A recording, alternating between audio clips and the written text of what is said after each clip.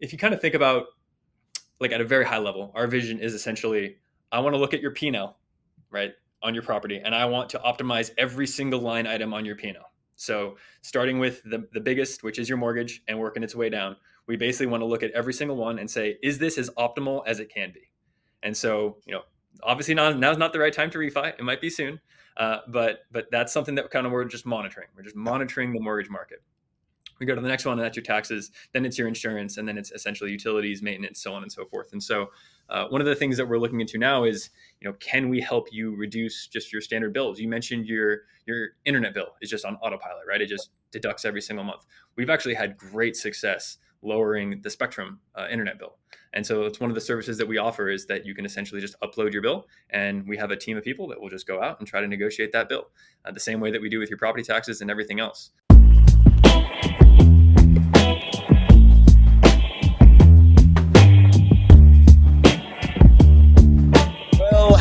Howdy to all of you payment conscious property owners out there.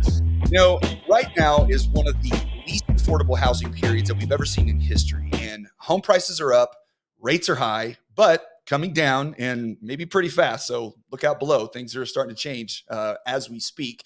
But also insurance is skyrocketing right now. Insurance in Texas is up 60% over the last 5 years. And, the good news, I guess, is that your house is worth a lot more if you bought it within, at least prior to the last 2 or 3 years. But if that is the case, then that just means that you owe the tax man quite a bit more money. And so whether you own one house or multiple houses, the rising costs are going to be eating you up and having you eating ramen and choosing to watch commercials on Netflix for a cheaper subscription package very, very quickly. But have no fear. You have stumbled upon the Texas Real Estate and Finance Podcast, where I, your host, Mike Mills, a North Texas mortgage banker with Geneva Financial, come to you each week with new ways to navigate this ever-changing real estate adventure. And this week, I hope to enlighten you.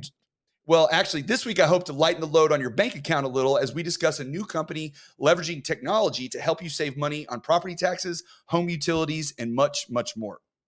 But before we get started, putting a little money back in your wallet to fund your next trip to Starbucks, I'm here to ask you for a favor. If you find today's episode helpful in any way, please tell a friend. This month, our little podcast that could reach over 1,000 listeners, and every month it just keeps growing. And you guys are the reason why. So thank you very much for pushing us to higher and higher levels each month. Please keep up the great work. Like, comment, subscribe, share. It all helps us help more folks just like you. Oh, and if you have anybody looking to buy or refinance their home anytime soon, send them our way as well. We do that part even better. Okay, so my commercial's over. Now, let's get on with finding some ways to find some money hiding in your couch cushions out there. So today's guest is an innovator at the intersection of real estate and technology. As the co-founder and CTO of Ownwell, an Austin-based company revolutionizing the way property owners manage their assets, he's leading the way in developing cutting-edge technologies solutions to reduce the cost and complexities of owning real estate. And today, he's going to share all of his recipes with us. So without further ado, please welcome Joseph Noor to the podcast. Hey, Joseph. Hey, Mike. How are we doing, sir? We're glad to be here. How are you treating life these days? Oh, it's been great. I got an 8-month-old daughter, and nice. Every day's a gift. Congratulations. Yes, every day's a gift except when you don't get any sleep, right? That was this morning. Yes, having infants is awesome, and they don't do much. They just kind of sit in a spot, so you get to stare at them for a long time and just hope that you can catch a nap in between. But I guess as dads, though, we kind of get sometimes get the longer end of the stick, as they would say, because mom tends to be the one that's dealing with that more often than not, and you get the stink eye because you're over there sleeping while she's up feeding the baby every once in a while. Totally, yeah. Mom is everything, right? She's comfort, she's nourishment, she's everything, and I'm the fun guy. Yes, you get to be the fun guy, and it gets even better. Moms control that stuff and manage how those kids grow, and we're just there to make sure they have a good time. And I'll say it so you can talk. I tell my kids my job as their parent is to make sure they don't grow up to be assholes. So that's exactly what I'm trying to do every day. There's a few things, but that's definitely one of them. Yes, absolutely. So, all right. So before we kind of dive into all of your background and how you went from selling golf balls to working in NVIDIA, which I'm very interested in hearing about, and then getting a PhD in computer science to starting a real estate company, which all of it is very, very fascinating to me. Let's start with Ownwell. So I want to know what you guys do and how you're doing it to help property owners save money. And, if it involves robots, I'd really love to hear about that because that would be really Sure. cool. But, either way, tell us a little bit about what you guys do. Absolutely. Yeah. So Ownwell helps people save money on property taxes. Uh, Everybody in Texas, every homeowner in Texas knows that you should protest every single year. It's time consuming, it's burdensome. You have to prepare your evidence, you have to go present that evidence and argue on behalf of your home. And usually you're arguing with an assessor who has tons of experience and basically does this for a living. And so it's a really unfair battle. And so we wanted to make sure that we equipped homeowners with everything they needed to get the best possible reduction and make sure that they're paying no more than their fair share in property taxes. So we started the company 4.5 years ago, been growing ever since. We are definitely focused and primarily operating in the Texas market. We are based in Austin, after all. And yeah, that's the way it works. Basically, the way we think about it is you sign up, you put it on autopilot, and we take care of everything. So every single year, we're protesting your entire portfolio, whether you own one home, whether you own 1,000 homes, and we make sure that we get the best possible reduction for you. So, okay. So this isn't a new thing, right? Especially Texas is, we were talking before you came on, you're originally from California, got to Texas as soon as you could, like everybody else. But, you're not arguing a bunch of property taxes in California because they have state income tax. Property taxes aren't quite as high as they are here in Yep. Texas, but that is one of our main sources of revenue as a state, where you're taxing property owners, which, you can argue the good or bad of that, but it is the reality. So arguing and protesting property taxes, I would say, is nothing that is brand new, right? So Totally. it's something that's been around for a long time. So what is it that separates you guys from, I've been personally myself, I have a guy here locally that I've paid, like $300 or $400 a year, Yep. sometimes a percentage of it. They go argue taxes on our behalf, keep our value low, et cetera. So what sets you apart, from those guys? What makes you guys different? Yeah, absolutely. If you look at some of the more like traditional providers, they tend to focus on the higher value property, right? Like they go after the commercial market, they go after like the $1 million homes, things like that, because that's where they can stand to make the most and they can charge the most for those homeowners. We took a totally different approach. So, my co-founder, he comes from as an asset manager at a family office where there was a billionaire's real estate portfolio, and they were appealing that portfolio every year. And he thought it was really unfair that a billionaire is taking advantage of the system that most people either don't, or if they want to do it themselves, they have to learn all this real estate knowledge and become a real estate expert just so that way they can argue on behalf in front of an assessor. And so we wanted to make sure that we built something that was accessible to everybody, whether you own a $50,000 mobile home, whether you own a single family home, or whether you own a portfolio of homes, that we were here for you. And the way that I think about it myself is I want to build technology that supercharges our people. So we hire the local experts in every single market that we operate in, and they're boots on the ground. They know exactly they have the relationships with the assessor. They know how to talk the talk, and they feel confident in that room. And I want to supercharge them with technology, with all the evidence at their disposal, making sure that nothing slips through the cracks, and they are presenting the best possible evidence on behalf. The last thing that I'll say there too is, sometimes it's flat fee, sometimes they'll charge a contingency. We're one of the lowest prices on the market. We charge 25% of the savings that we actually put in your pocket and Okay. nothing more. And Okay. I love that model because it motivates us and it motivates our team to be perfectly aligned with the customer or with the client, and that we're trying to achieve the best possible reduction because that's the best outcome for us as well. So, okay. So what you're doing essentially then is you're actually, it's kind of a hybrid that you've created to some extent, which I think is brilliant. So you're taking the people, like you said, the boots on the ground, the folks that are there putting in the work every day that, we talk often, life isn't always about everything that A lot of times it's about who you know. And Yep. so if you have people that are working in those communities that have been to those offices, that know those folks down at the tax, Yep. the tax assessor's office and have relationships with them, it's helpful, right? It doesn't mean it's everything, but it's certainly helpful. So you're taking those guys and guys and gals, and then what you're doing is you're buoying them or backing them with technology tools that are helping make their case. So that way, instead of them just getting, X amount of dollars, they're able to get Y because you've now given them a few extra tools that can really dial in, to exactly how much they can save. That's exactly right. And that's what we've been spending the last, 4.5 years continuing to refine is how do we make the best possible tooling that supports these individuals as they're going and advocating on behalf of our clients. Now, do you guys, so you work with individual homeowners, you work with people with portfolios. Is it just a cost, like, is it a property by property situation? Are you even, do you have clients that, you consult in things outside of just property tax savings? Like, what other stuff do you guys do to help people save money? Absolutely, yeah. So we wanted to go deep on property taxes. We thought it was the best opportunity. You got to pay your tax bill every single year. There's always a chance and always an opportunity to protest and reduce that tax bill. And so we thought if we're going to start, that's the most logical place. Early on, when I was answering the phone for our customers, they'd call me and say, "You guys did a great job. What else can you offer for me?" Yeah. And kind of got my brain roll like, oh, what else can we offer for them? Right. And so we've been building out a lot of other tooling to try to help. So, for example, we just rolled out a new insurance product where if you put in basic information about your insurance premium, your deductible, and so on, we'll constantly monitor in the background and we'll pull quotes without them getting your contact information. So you're not getting a bunch of spam calls and spam emails. We'll just pull in the background and make sure that if there's ever an opportunity to switch to a different provider and save some money, we'll just let you know, hey, this is an option. If you want to pursue it, go for it. If not, just some information to know.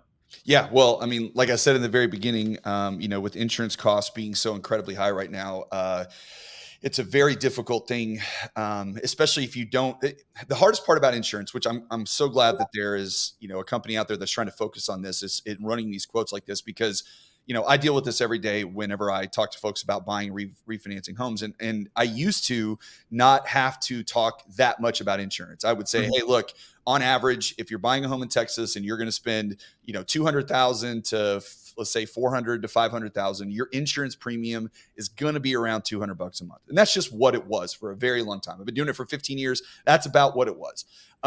Just within the last 2 or 3 years, though, I've had to change completely how I approach that conversation, because now we're in a place where not only can some people not get insurance at all, which is insane. There are actually companies out there right now that will deny insurance on a house or raise your premium on a house that had claims on it that you didn't own, that it wasn't your claim. It was just a property that had previous claims, and therefore they've elected to charge you more for that.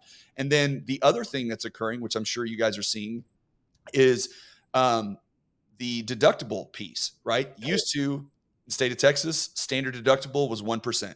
So if you're buying a $350,000 home and you get a roof claim, you're coming out of pocket $3,500, about, give or take, right? So and then the insurance would cover the rest of it. Well, now, because consumers are so price sensitive these days and don't look deeply into what they're actually having covered, now these insurance companies have gone to these a la carte methods and started raising deductibles as a normal method of quoting. So now the standard quote is at least a 2% deductible. So your insurance premiums are up and your out-of-pocket expense is up, because when you do have that claim, which you will if you own your home long enough in Texas, now all of a sudden you're out of pocket even more. So what types of tools are you guys using to kind of help with that piece, and where do you see that piece being, playing a role in your company going forward? Absolutely. Yeah. I mean, if we think about it, it's really the perfect storm of events, right? Over the last 5 years, the value of real estate in Texas has absolutely ripped, right? On top of that, now we're seeing that due to kind of the inflationary period, we see interest rates were pushed up. So those two combination of factors are going to obviously increase insurance premiums. And then on top of all that, we're seeing more and more natural disasters that are coming through, like this hurricane season is supposed to be gnarly. Yes. And that's also, just going to cause, right, if they have to underwrite and they're trying to underwrite for climate change or whatever is causing this to happen. Inflation has caused the cost to repair things to go way up. So, $1 billion event used to be a random thing. I don't know. I'm sure you've seen the stats where they were like, $1 billion weather event, say prior to 2015, you might've had 10 or 12 a year, or maybe even less, 7 a year. And now we're having like 20 to $30 billion weather events as it pertains to repairs. It really is the perfect storm for what's happening now. And that's part of the reason why we wanted to build this, is that, that we can't offer insurance ourselves, right? We're not licensed to do so, and nor do we have necessarily the funds to kind of build that portfolio. There's really only a few providers in the US that can and will do it at large scale. Yeah. And our thought process, at the very least, what we can do is make sure that you're getting the best possible deal out of the providers that are available to you that will insure you. So I'm curious, when you guys were coming up with this concept and thinking about doing it, because again, like, you're not reinventing the wheel here. You're just making it, I think you're streamlining it and making it much more simple and putting other pieces into what you're doing here. But as we talked about a little bit before we came on, when it comes to taxes and insurance and, utility, like, these are boring things that people don't really want to pay attention to every day. It's just, my internet provider is on auto draft. It comes out of my bank account every month and I never look at it. My car insurance, same thing. Now it's these days I look at it a little more because it's a little more shocking. And I have a 16-year-old. Just wait for that, by the way. Yeah, just wait for your insurance premiums on that one. Kids are beautiful until they have to get car insurance. But that's gone up dramatically. But again, these are things that, I know I do this for a living, and I do not want to spend 3 seconds looking at an insurance policy or checking out a premium and shopping. It is literally the last thing I want to do. And I think a lot of people listening to this might say, well, yeah, of course, we know you can argue taxes. We know you can shop for your insurance and all those things. But how many people actually do it? And how many people actually spend the time? And what you guys are doing is taking that stress off the consumer to say, hey, look, sign up with us and we will do all of these things for you. You're out there shopping for them on a regular basis. That's pretty great tool. I mean, what you're saying is totally right. Like our time is the most valuable thing that we have. And, Yes. we're focused on so many things every single day. We have more important things to do with our life than always be shopping for a new insurance provider. And so the way that I thought about it is, even myself, knowing this problem, I didn't want to have to go through the process of putting my info in a bunch of different platforms, getting calls from a bunch of different, and just having to deal with that process. It's just, I don't need that in my life. I want some solution that I can put it on autopilot. And that's what we're here to build, right? We want to make sure that all of the expenses that are associated with owning your home, that we are optimizing that you can rest assured and rest with confidence that we are taking care of it, and that we're going to be monitoring it in the background. And whenever we see an opportunity to save, or whenever we recommend you take action, that's still your decision. It's your prerogative. Right. So you guys are doing this. This isn't like a subscription thing or anything like that. It is, hey, I want to sign up. I want to see if you can get my taxes taken care of or, lowered this year. You go through the process of doing that. And then do you automatically, you have this client in your database. So when the next year rolls around, are you kind of already doing that in the background? And then you're like, hey, here it is. Here's what we can do for you. Or do they have to reach back out to you to do it again? So the way that we think about it is essentially, it was very important to me that I don't want anybody paying for anything unless I'm actually providing you direct value. If I'm not doing something directly for you, I don't want a dollar coming out of your pocket. Right. It was extremely important that our model was pure contingency for the property tax protest. And so that's the 25%. When you sign up with us, it essentially puts it on autopilot, and every single year we will file a protest for you. Texas has a really nice law that says that your assessment cannot go up through a protest. It can only go down. And so there's no downside to doing it. So we essentially do it for you automatically every single year, unless you tell us not to. If you say, hey, don't worry about it this year, we won't do it. I'd probably ask you why, because there's really no downside, but we'll do it anyway. Or we'll only do it if that's what you want. And so, we file the protest every single year. We open up that conversation with the assessor. We go to the hearing, prepare the evidence, present the evidence, get the reduction for you. And essentially, you sign up, never worry about it again, and just rest assured that we're doing everything we can to minimize your tax burden. Wow.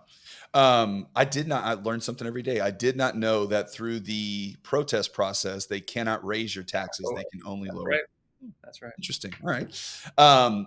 Okay. So a little bit more on the insurance piece then. So what is I know this is kind of a new part for you guys that y'all are kind of working through, and there's always going to be kinks and bugs that you work out, but what's the general plan? Like, how are you? I mean, it seems like a lot of man hours, or maybe you've got, like I said, you've got the robots in the back working on you for you here, but how are you going to these different insurance providers and presenting information so you can see what kind of quotes you're getting? Yeah. So there's some underlying APIs that I can just tap into that will let me just pull basic information, and then I just black out all personal information because I do not want them reaching out to me or any customer. Right. And then we basically just ping all those different APIs and pull information. There's also a few aggregators that we've also tapped into. Our thought process is we want to expand the number of providers that we can reach out to as much as possible. And so we essentially reach out to all of them. We have a couple partners that we work with as well under the hood to do so. And we're constantly pulling quotes. And so every 2 weeks, we're essentially saying, is now a good time? And usually the answer is no, nothing's changing in a 2-week period. But especially now, given they're signaling that interest rates might start dropping, I expect insurance providers might start thinking about dropping premiums. And so we're constantly We'll see. Yeah. Insurance companies dropping premiums. That'll be the day. I can't wait till that happens. Fingers crossed. Yeah. Yeah. Okay. Well, that's again, fantastic. So you guys are checking every 2 weeks to see if There's a better premium out there. Now, I'm sure, are you reaching out to, like, is there a threshold? Because sometimes it's like, hey, your premium you can save $30 a year. And it's like, Yeah, exactly. I think I'm fine. Like, I'm good where I'm at. Is there a threshold where you kind of reach out to somebody and let them know? Yeah, so the way we think about it is like we want to present the information to you no matter what. So if you sign into your account, pull up your property, sure you'll be able to see all the different options available to you. We're not going to actually notify you unless it's like a meaningful savings. Right. And so our RPMs are basically figuring out what that appropriate threshold is, that it's not annoying, but Right. it's actually valuable to be Right. notified. And we're constantly talking to people, especially the ones who we actually see savings opportunities for, being like, was this enough that it actually mattered to you? So should we dial it up? Should we dial it back? Yeah, Have working.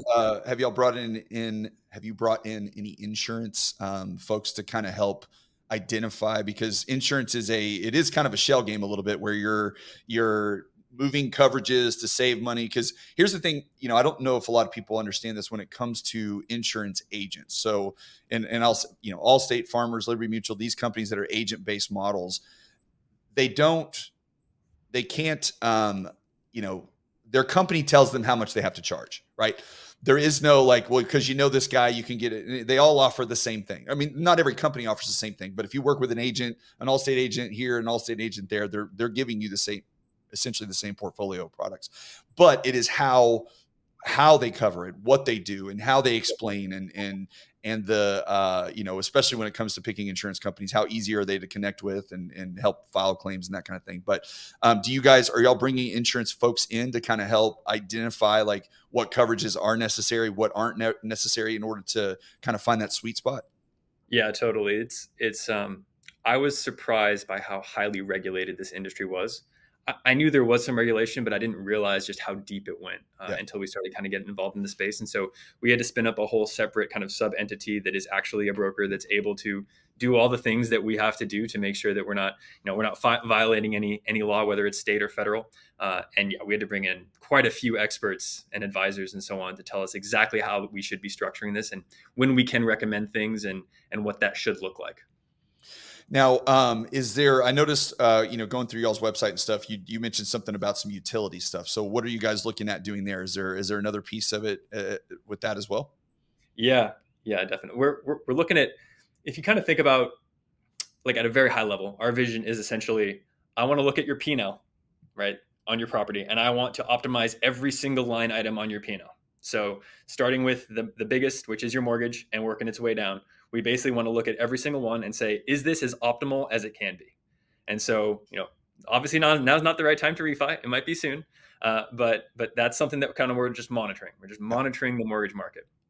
We go to the next one, and that's your taxes. Then it's your insurance, and then it's essentially utilities, maintenance, so on and so forth. And so, one of the things that we're looking into now is, can we help you reduce just your standard bills? You mentioned your internet bill is just on autopilot, right? It just deducts every single month. We've actually had great success lowering the Spectrum internet bill. And so it's one of the services that we offer, is that you can essentially just upload your bill, and we have a team of people that will just go out and try to negotiate that bill the same way that we do with your property taxes and everything else. There's some caveats with certain utilities, in that if there's only one provider, they kind of know that, and so they won't really offer any discounts. That's kind of a situation with Spectrum to some extent. There's not a bunch of choices out there. So There isn't, but we've had great success with Spectrum. yeah. Funny enough, I'm diving into Starlink. I've been looking at Starlink. I'm like, hey, Elon, can you save me a little bit of money, or at least absolutely. better service? It's good. It works well. Like, I was surprised by how well Starlink works. Really? Yeah. Okay, well, you might be telling me here. I'm talking to the tech guy telling me how good Starlink is. I'm gonna have to get it, because I run into issues all the time with the internet, especially I have a house with a metal roof on it, so the Wi-Fi signal gets kind of messed up when it moves around so you walk into a certain part of the house and the whole thing just drops, and it's a whole problem. Well, that's great. I mean, well, okay, let me ask you this. You said something about mortgages. So are you, I'm a mortgage guy, I do refinances. Yeah. Are you looking at adding another layer to that to start doing your own like lending tree version, where you're searching for rates and products and stuff for people as well? Yeah, that's exactly right. Right now, my objective is just to provide visibility. visibility and information, right? I figure at the end of the day, that is the single most valuable thing we can do, is just give you the information that you need to make a decision. And so right now we're essentially just trying to monitor the market and provide you information and updates about changes in interest rates and in the mortgage market. As time goes on and we see that some of our customers might be due for a refi, or that we had at the very least recommend it because you can save quite a bit, that's kind of when we'll start asking ourselves, okay, we're not going to be offering refis and we're not a mortgage broker. So, what's the right way that we can recommend a refi to our customers? And that's something that we're still exploring. Yeah.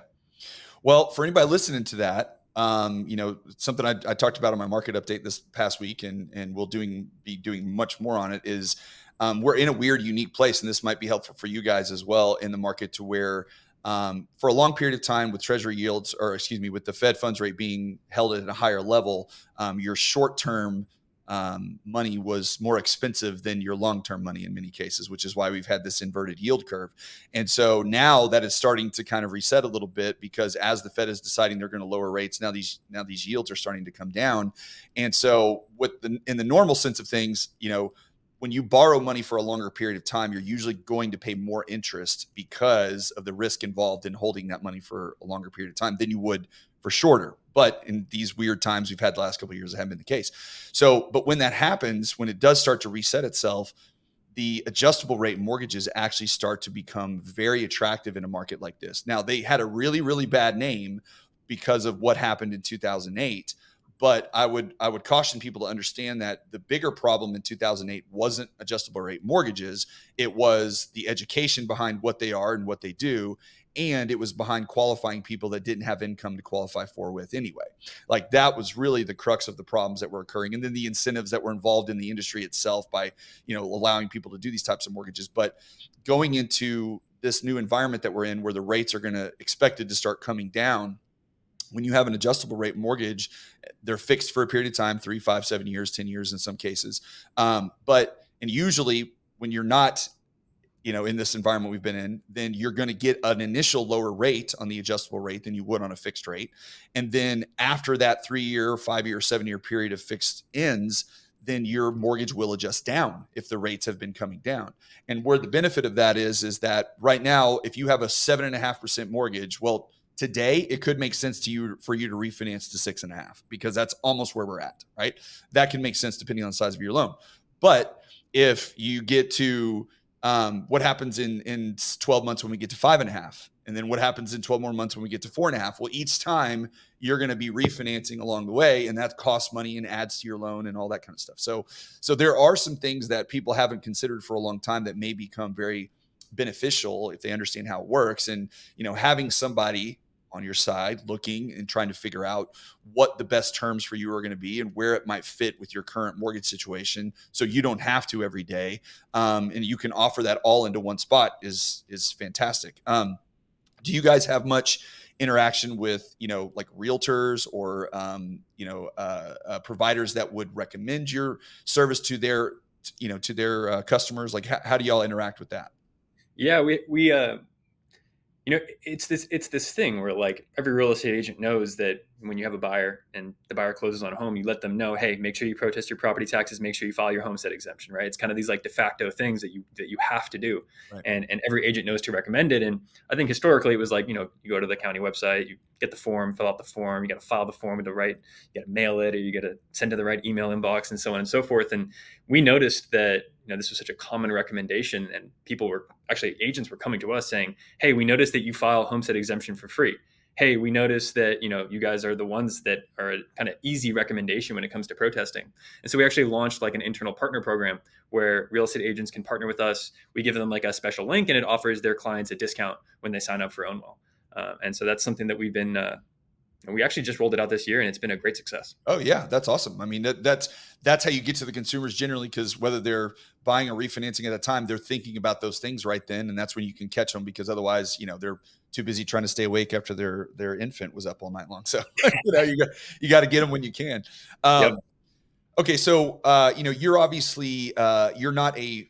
I mean, you're quickly becoming one, but you're not a real estate guy, right? You didn't sell real estate forever and go to real estate school and own 50 properties or whatever. So how do you go from being a tech guy into this real estate world. And, I want to know a little bit about, you guys, you're not creating Skynet over there, but I'm sure you're No, using some, AI to kind of help facilitate a lot of this. So what does that all look like for y'all on a tech side? absolutely. So my background, I was just blown away when the iPhone came out, and I was like, I want to learn how to use this thing. I think that there's so many cool things that we can build now that this is like this accessible internet platform. And so I started very young, just kind of tinkering with phones, trying to build my own apps, and so on and so forth. And when I had to go pursue a career, it seemed natural that I would pursue computer science, and so that was the direction that I went in. And it's interesting. My father's a real estate investor. Okay. He owns quite a bit. He's also a commercial real estate investor and So does you grew up syndications in and the so world, on. at least you've been around it. I did. My grandfather. So my family comes from Lebanon. I'm the son of immigrants. I feel truly an American, but my family is all immigrants. And they came from Lebanon. So my father came from Lebanon, and my grandfather back in Lebanon was a developer. So he actually built a lot of the high rise buildings in downtown Beirut. And my great grandfather was actually a property tax collector in Lebanon. Oh, Uh, really? so I don't know Well, if the you remember. universe has irony, doesn't it? That's the thing, right? Is Yeah. is I remember when I met my co-founder, and he presented this idea because of his experience as an asset manager, and he was talking about the inequity in the way that assessments are levied, right? That the assessor uses these basic models to basically, because they have to assess the entire county every single year. It's a Yes. small team. They don't have the resources to actually get really fine grain in their analysis, and so they use these simplistic models to do so. And that we could use technology and software to try to basically build a counter argument to the assessor model and kind of get more fine grain and do a better job. And I remember sitting there listening to him talk about merging technology and computational systems with real estate, and especially in property taxes. And it was just like this beautiful moment. It's just, I felt so lucky to be in Yeah. that room. And I like beeline to him, and I'm like, I love this idea. I think I can help build it. Yeah. I want to be involved in real estate. It was funny that it almost like pursuing technology almost felt like I was abandoning like my familial heritage, that I was supposed to be in real estate, but I had somehow cast it aside. Gotcha. And so like this opportunity just felt so natural, and so I don't even know what the word is, just like it felt like it was meant to be, that I was supposed to Kismet. do this. The Kismet. Is that what it is? Yeah, exactly, like something. Yeah, I just so yeah, I went to Colton, and that's kind of what we started doing. And essentially what I started doing is all this information is public record data, right? I mean, Freedom of Information Act, but even otherwise, it's all public information that you can just go on, pick your Yeah. county website. You can just go on and download all the Do it data. every day. Look them up all the time. That's right. And so I basically just downloaded bulk data, and I started writing algorithms over it, trying to identify where these gaps were. Like, are people actually overassessed? If so, how, why, and so on. And we figured out that the models that the assessors use, because property taxes are levied at the county level, right? And there's 3,000 counties in the U.S., and some of them are small shops, right? Like one assessor, right? One, secretary answering Norma the phone. Jean down there, and she likes her kitty Right. cat, and don't come in at 2:00 because that's when she watches her stories. Yeah. They're absolute sweethearts, but Yes. like, they're understaffed. And Yes. so, Yes. they have to use software that, we have these enterprise softwares that were created 20 years ago using these fairly outdated models for assessing real estate. Right. And, you can imagine, like take any feature, like the size of the home and the value of the home. You imagine like you plot it in a little graph. It'll be like a scatter plot, right? Where as you get bigger in the size of the home, the value tends to go up, but it's not like a perfect straight line. Right. And the problem is that these models will try to find like a best fit line onto that. Mm-hmm. And so if you have like a scatter plot and you put a best fit line on it, some of it's going to be off, some of it's going to be dropped down to that line, some of it's going to be brought up. And these are people that are going to be underassessed and overassessed. And that's just the nature of it, because they have to assess tens of thousands, hundreds of thousands of properties every single year. Yeah. And so what we do is we built algorithms that were just taking a slightly more fine-grained approach, looking at a particular property, a particular neighborhood, looking at the characteristics of that neighborhood, and trying to identify what a more accurate valuation might be for that property. And we figured out that there were gaps in the way that assessors were valuing real estate, and that we could potentially contest them with the appeal. So that's kind of how we got started, and it worked. We were able to kind of create more compelling evidence that we would be able to present in a hearing and attain a reduction for our clients. that has been the spirit with which we started. And, ever since then, my thought process is essentially, can I build the most compelling evidence, right? Like, can I supercharge our people who are building those relationships, and they know how to talk the talk. They know exactly how to counter the assessor's points that the assessor loves to bring up about, the change in value over this year, or, oh, the market peaked in November and it's coming down. And okay, we know how to talk against those like classic talking points because we hear them all day, every Right. day, and we're not going to get stumped by them. And so then on my end, it's, what can I build that will essentially give our people the most ammunition they can to walk in there and present the best case possible. And it's always nice when, we have some clients who like, they have like some foundation issues. Not that it's nice that you have foundation issues, but it certainly makes it a very easy job for me to argue that their basic model that's doing a best fit line is not taking into account the fact that there's a giant crack in that foundation, right? And that's an expensive fix. And so things like that, you have a damaged roof, so on and so forth, especially if you have like quotes or something like that. I mean, it's like a slam dunk. Yes. Yeah. And have the the exemption piece is also a big part that, again, most people in our world that do real estate, we know about exemptions, we know about over 65, we know about the Yep. homestead, we know about disabled, all these things. But I still am shocked on a regular basis about how many homeowners have no idea, A, that they exist, and B, especially now, because used to the homestead exemption, it would save you, I don't know, 30 grand on your value, $35,000 on your value, your taxable value that they would charge you on, which, every little bit helps, but it wasn't going to move mountains. You know what I mean? Yeah. But now Yeah. we're talking about $100,000 that Yeah. it can save you in multiple jurisdictions on your tax bill. And if you don't know about that, and then when I talk to somebody, I'm like, hey, I looked up your taxes and you've been there for 5 years. You guys don't have your homestead filed.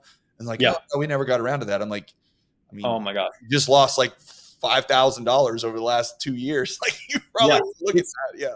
It's even worse than that, because one of the key benefits of that homestead is that it locks in your assessment to no more than a 10% increase per year, right? Yes. It Yep. essentially applies a cap. And if you look at the real estate market in Texas over the last 5, 6, 7 years, I mean, it went up way more than an average of 10% per year. And so we're seeing that we have some clients that sign up with us. They don't realize that they didn't qualify, that they qualified for that homestead. And as part of our onboarding, we ask you really simple questions like, Yeah. do you live in this home? Yeah. When did you move in? And if we see that you moved in and you qualify for that homestead, we can actually go back and we can actually get a refund check from the county for you. So we've had some monstrous refund checks come through the mail for our clients, and they're getting this. Oh, you get them refunds too. You can get refunds. You can go back 3 years and get a refund check. And so Wow. we've gone back and gotten, I think there was one check that was $42,000 that this client got back because they had Yes. their homestead and they did not apply for it. And we went back and got those last 3 years. I mean, Wow. definitely follow your homestead. We'll do it for free. So highly recommend. I did not know that you could actually get refunds on that. That's amazing that you could go back that far. And well, it's crazy because for a long time, and this is something again we deal with in the mortgage industry a lot, is we have homeowners that will refinance or buy their house, and then they start getting all the junk mail, and the biggest one that we would all, the realtors and myself, when we're sitting at the closing table with the buyer, helping them sign their documentation, we say, look, you're going to get something in the mail from a company that's saying that they will pay them $100 or whatever it is, and they will file your homestead, and they will file this, and they will file this exemption, and all things that you could do for absolutely free online. It doesn't cost you a nickel. So the idea that a company is finally figuring that out to say, hey, look, like you said before, if I can't give you something of value, then I'm not going to charge you anything to do that. That's right. And having the integrity to say, hey, look, this is a service that doesn't cost you any money. We're already doing something for you, that this is just another piece of something that we can add to it that isn't that much. As far as like time is concerned, because it doesn't cost any money, to have that part of it too, and then have the ability to then go back and if you did make that mistake, or you failed to file your homestead when you should have, and you've owned that home, to get money in return. I mean, that's massive. I mean, it just comes from a place of trying it really and truly. Companies say all the time, we just want to help our customers, we just want to make it better for them, blah blah blah. But it certainly seems like the way that you guys have positioned yourself, that really is a true core value of what y'all are trying to accomplish. We try. And every single day we say the same thing internally. We always talk the same way about that is the most important thing. And like you said before, this is a boring subject that nobody really wants to think about. And so if we can create a tool that just puts things on autopilot and make sure that you're taking advantage of everything for the best possible outcome, and we structure the business model in a way where we're aligned with our clients, it's just a win-win. All right. I feel like we did a pretty good job on taxes and what you guys are doing here and insurance and covering all this. So now I want to nerd out a little bit Sure. because I've got a smart tech guy here and I want to get your thoughts on some stuff. So I want to know, and we talked about this a little bit going into it. So AI is the hot subject, the topic these Totally. days. Okay, it is the number one thing that most people are talking about. It is a concern for economic issues because of jobs. It is also a positive thing because of productivity that can then develop. Yep. There is the existential concern that folks have of the Skynet AGI taking over and making us all extinct. There are some very smart people that have fears about that kind of thing, but the more I'm generally kind of I'm not a programmer, not a software developer. I don't know anything there is to know about code, but I'm very interested and I use AI very regularly. For my business. But what I've started to read and see, and I want to get your take on this, is this fear of the Terminator showing up and taking over the planet. I think is it's maybe not unfounded. Maybe 10 or 20 years from now we'll look back and laugh at this conversation. But AI is a tool in any business these days, especially in different real estate applications. I see it headed in a place where it gets very niche, right? There isn't we have these large language models like ChatGPT and others that are great at web crawling and answering questions and getting information quickly and helping you come up with ideas and brainstorming and all that kind of stuff. But where I think we'll actually start to see AI impact at least our industry is on very specific, designed levels. Essentially, it's not just this general model that's going to do. It's going to have a very specific programmed, path that it's going to follow. So you obviously live in this world. You're writing code and working on algorithms and doing these programming. So I would assume you have some thoughts on this. So I'm curious, where do you see, AI technology really impacting specifically the real estate industry and over the next like 5 to 10 years? Yeah, absolutely.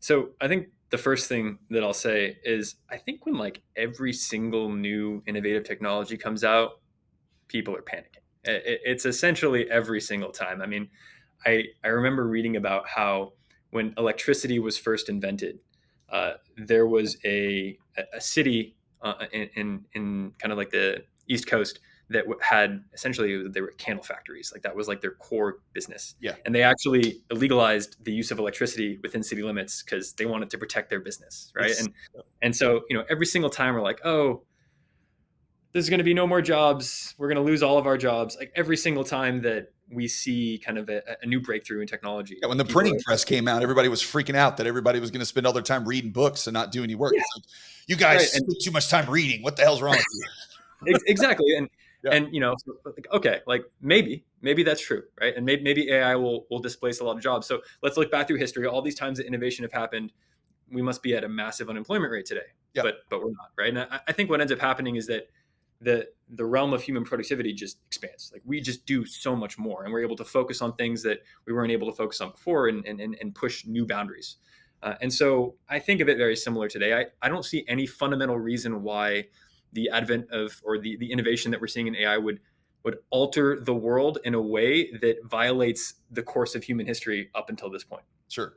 I'm a big believer in it. I'm a big believer in adopting it. I recommend all my engineers, every single AI tool that comes out, let's try it. Let's see it. Let's see. Does it make us better? As long as it's not stealing our data, which I am very, very, very careful about.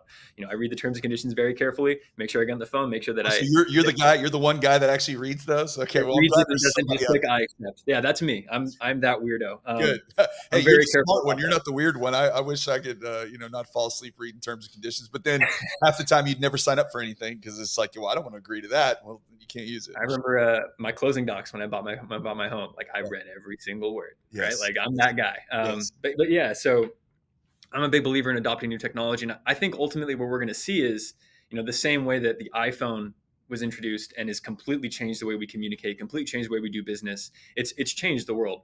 Yeah. Some may argue it's not for the better, but it's at the very least more efficient, more productive. Well, I mean, it's like anything. It has its positive qualities and its negative qualities. It is a Exactly. tool, right? A Exactly. hammer is a tool. You can use a That's right. hammer to build a house, or you can use it to bash someone's head in. But no Yeah. matter what, it's just a tool, and it's only a tool used in, or its evil or good is just purely defined by the user. That's right. And so my opinion, my strong opinion is that there's going to be this gap of the people who learn how to adopt the new technology and become greater and become more productive and become almost like a superhuman with it. And there's going to be the people who reject it, who are scared of it. I don't want an iPhone. I don't want an email. I don't want to use the internet. I'm good. Yeah. Right. And look, I appreciate, I respect that. And there's plenty of successful people that are like that. I just think there's so much more we can do if we just embrace technology and try to push the boundaries of what we can achieve. And so I believe that the world will be different in 10 years because of AI. Yeah. I think the markets may be overreacting in the short term, that they think it's all going to happen in the next 6 months. It's not. Yeah, we'll Um, get into your experience with NVIDIA in a second. yeah, sure. No, it takes time, right? Especially for the whole world to adopt it. And like real estate, for example, is one example of an industry that's been pretty slow to adopt new technology, right? It had its way of doing things, and it's stuck in its ways, and it's got its system, and that did work, right, for a very long time. But now, in the age of information and technology, it makes sense for us to consider that there's a new and potentially better way of doing things. And I'm a big believer in that. I'm embracing it fully. Yeah. Well, I mean, real estate in general is, I don't know the latest statistics on this, but the average real estate agent in the country is somewhere in their 50s, and the average loan officer in the country is somewhere like in their late 50s. Okay, Hmm. so we got a lot of olds running the thing, right, including myself. I'm only 45, but I'm creeping there quick, and we are typically resistant to change, resistant to doing things in a new way, but also our industry is very, very highly regulated. As you Mhm. can see it playing out right now in the media with the agent commissions and compensation that's going, and how all Totally. that is being handled. So there's a lot of eyes, because again, real estate is by far one of the most lucrative industries to be involved with of anything in the country. I mean, I think it's something like 90% of the millionaires in the United States got there via something involving real estate. So when you have that much money concentrated in a particular industry, everybody's trying to get into it, and then you have to regulate it very well for that exact reason. So everything Yep. tends to move a lot slower, and you have governing Yep. bodies like HUD and Fannie and Freddie. Just something simple like this is crazy, but right, the technology has existed for decades to where I can sign a document via the Yeah. internet, right?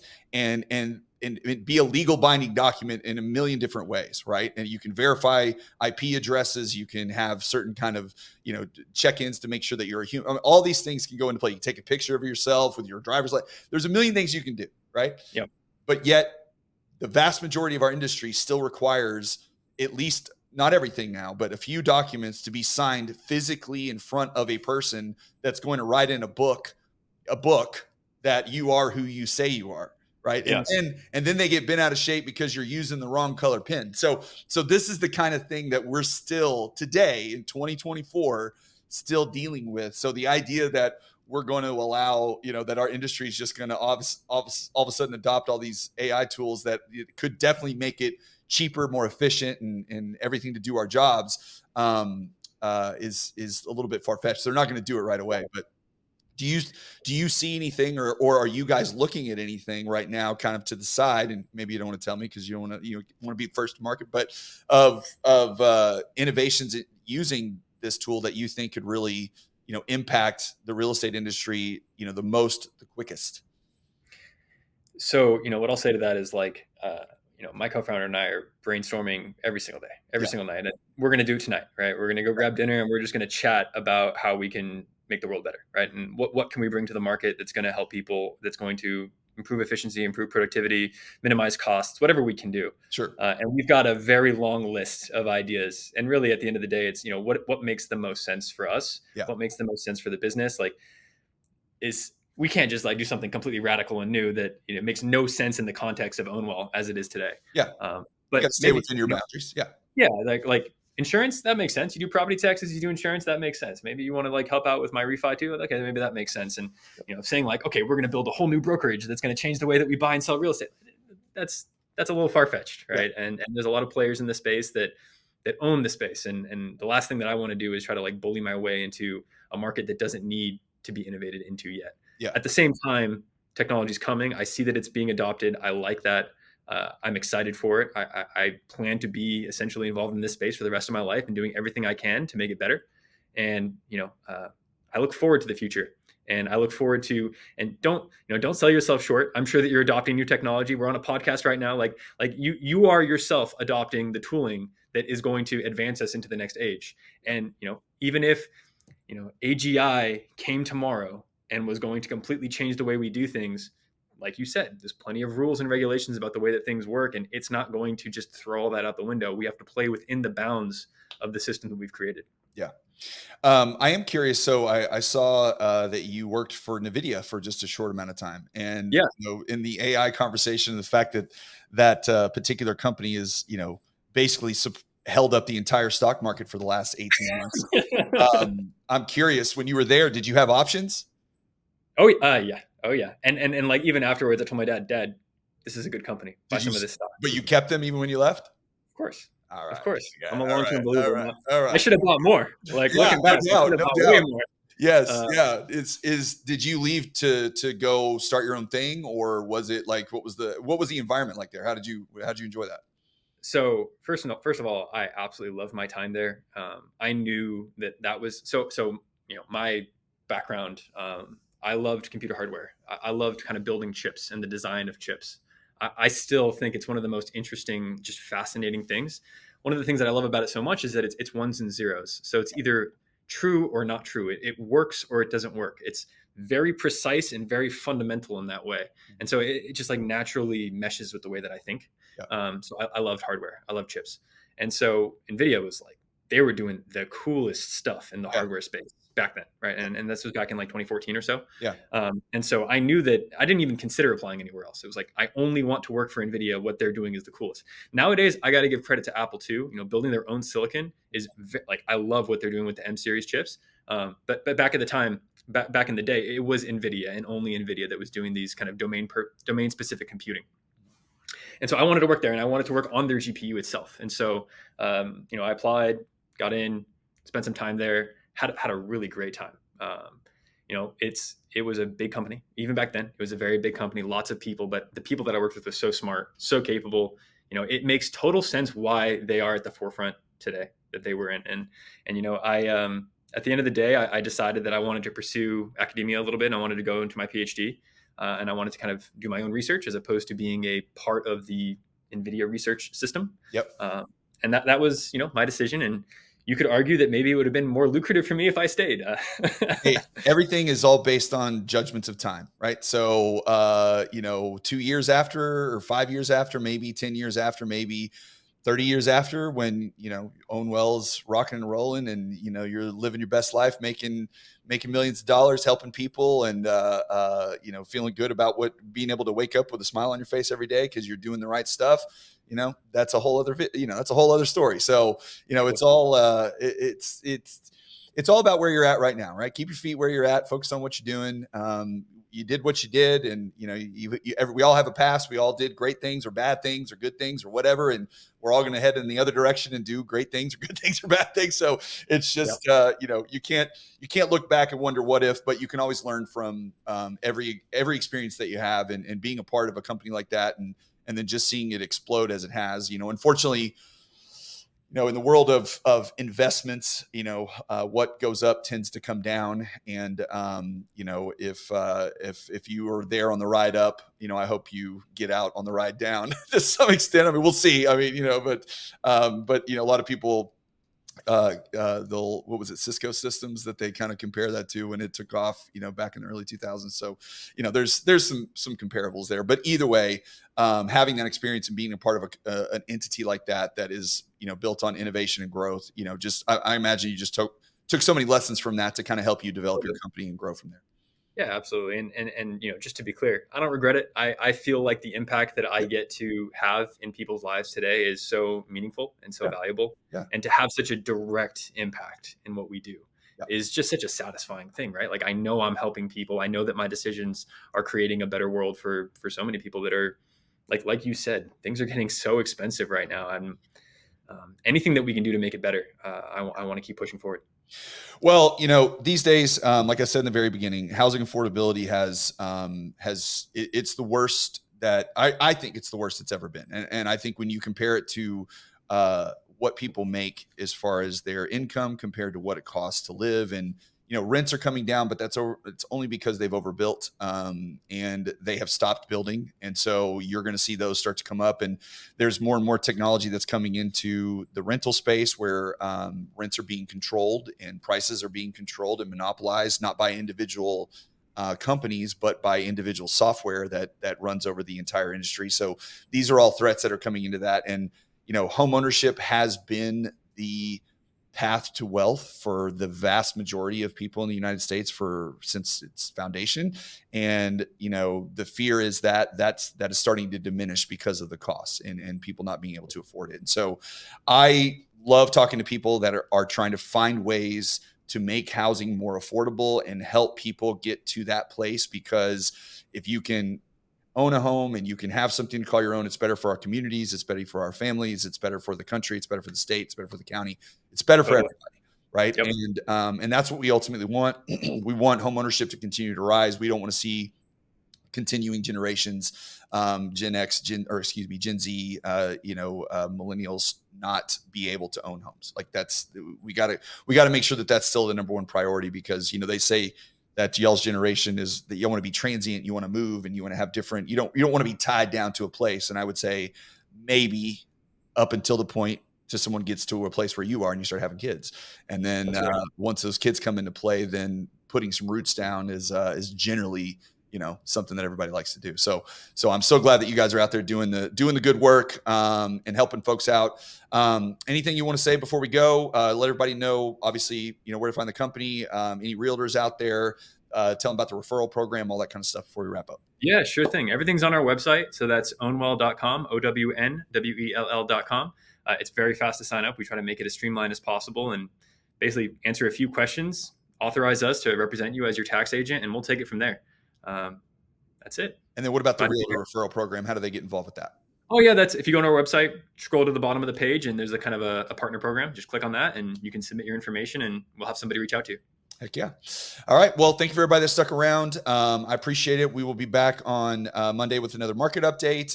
Rates are coming down, and they may be coming down faster than we anticipated. So there's been some big moves today, and I expect when the jobs report comes out tomorrow and shows unemployment ticking up again, which is very likely, that we'll see another hit. So good news for rates, maybe not a great news for the economy, but we just keep on keeping on. So thank you, Joseph. Appreciate your time. Everybody have a great weekend, and we will see you back next time.